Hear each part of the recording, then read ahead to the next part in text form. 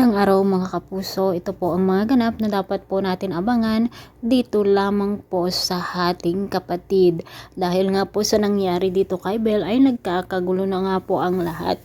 Lalo pat itong si Tali ay si Tyrone naman ang kanyang itinidiin na siya daw ang tumulak dito kay Belle mga kapuso, dahil na nga rin po sa utos nitong si Melania na hindi niya alam na nanay niya na wag niyang sasabihin ang katotohanan. Samantala nang malaman nga ni Bia na si Rosel ang ina ni na Tyrone at Tali, ay talaga namang pong sinabi niya dito kay Chris na bibigyan nila ng hustisya ang nangyari dito kay Belle at idedemanda nga nila ang gumawa nito sa kanya.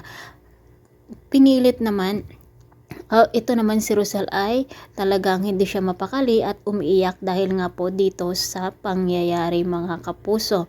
Samantala, ito naman pong si Jacinta ay hindi siya naniniwala na si Tyrone nga ang gumawa nito kay Belle. Pumunta nga si Tyrone sa ospital upang sa ganon ay alamin kung ano na ang kalagayan nitong si Belle dahil nag-aalala siya, ngunit wala pa itong malay. Nakita nga niya si Chris at talagang galit na galit si Chris dito kay Tyrone na hindi niya alam na hindi naman si Tyrone ang gumawa nito mga kapuso. Ano kaya ang mararamdaman ni Chris kapag malaman niya na si Tyrone ang kakambal nitong si Belle?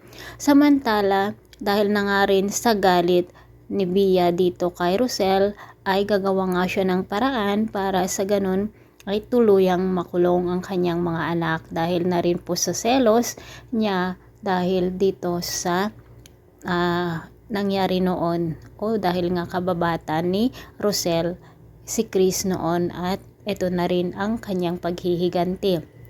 Mga kapuso, pakaabangan po natin ang masasalimuot na ganap dito lamang po sa ating kapatid. Maraming salamat sa walang sawang pagsubaybay. God bless.